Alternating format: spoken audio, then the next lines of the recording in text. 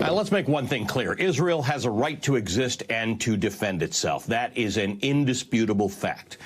But so do Palestinians. And that's a fact that's often ignored. Palestinians are, at best, third-class citizens in the nation of their birth. The idea that it's even remotely controversial to call what Israel has imposed on Palestinians a form of apartheid is laughable. One look at a current map of Israel, Gaza, and the occupied territories conjures up only one other example: apartheid-era South Africa. The Israeli government, on an ongoing basis, declares parcels of land on which Palestinians live to be either of military or archaeological importance, causing residents to be evicted. Sometimes there's a court case, and almost always the Palestinians lose. Yet months or weeks later, that same important land suddenly becomes home to a brand new Israeli settlement. As more and more Jewish settlers take over land on which Arabs live, the occupied West Bank becomes de facto more Israeli and, in the explicit hopes of the Israeli government, more Jewish.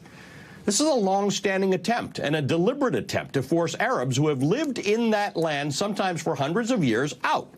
It's an attempt to dilute their presence, because to have Arabs as full participants is, in the opinion of the Israeli government and their courts, diluting Israel. Just prior to the pandemic, I toured many of the contested areas and homes from which Arabs are being pushed out, both in Israel proper and in the occupied territories. Palestinians don't control the important parts of their lives.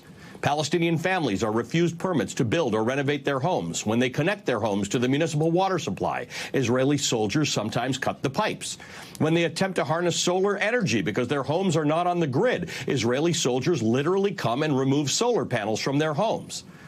I spent an hour and a half traveling alongside an elderly Palestinian woman who was being transferred between 3 ambulances from Gaza to the no-man's land in between and then into Israel to get cancer treatment.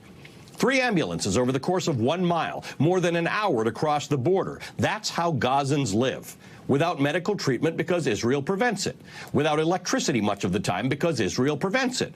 Without the ability to fish in the Mediterranean Ocean because Israel prevents it. Without an airport or a seaport because Israel prevents it. Like Israelis, Palestinians also have a right to exist and to defend themselves. But there is no one willing to help them do that. Not the Israeli courts and not the U.S. government. What the U.S. also shares with Israel is the belief that Hamas, the political party that governs Gaza, is a terrorist organization that calls for the destruction of Israel. Hamas is supported by the majority of Palestinians in Gaza. Hamas may not be in the best long-term interests of the Gazans, but peace hasn't really worked out for them.